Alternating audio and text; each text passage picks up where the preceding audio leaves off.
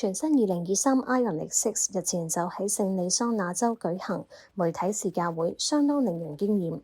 呢款4門電動流線型電車受現代 Prophecy 電動概念車啟發，並且受到廣大電車迷嘅關注。Ioniq 6嘅目標巡覽里程係340里，並且配有眾人關注嘅800伏超快速充電功能，有18分鐘裡面就將電池電量由10%去到80%。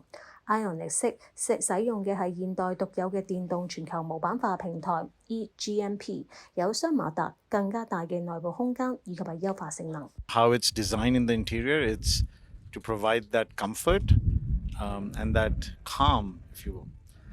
Couple all this with the technology in our vehicles. We are launching first over-the-air ECU updates for a Hyundai, Digital Key 2.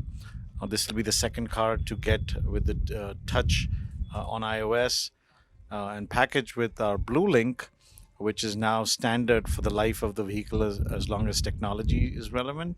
All this will make Ioniq 6 better than the competitors.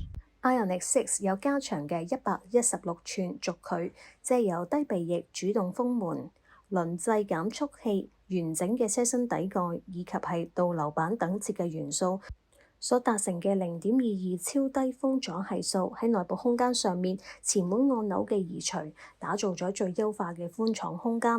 內飾延續採用可持續材料以及係色彩顏料。屏幕方面則結合咗12.3寸嘅全觸控式訊息娛樂屏幕，以及係12.3寸嘅數位儀表盤。There are more than 700 little pixels all across this car.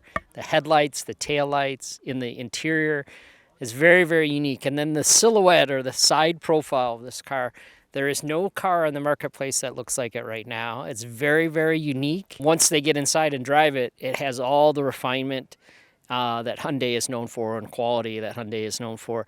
So it's just a really special car.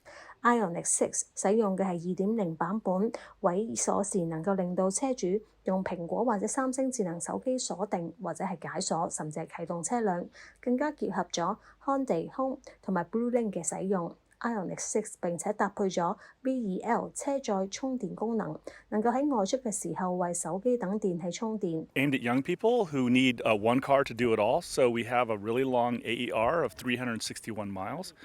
We also have ultra-fast charging, so even if you don't have access to a regular charging station, you can charge in 18 minutes from 10 to 80%, which is record-breaking. So that we think those are going to be game changers for that customer.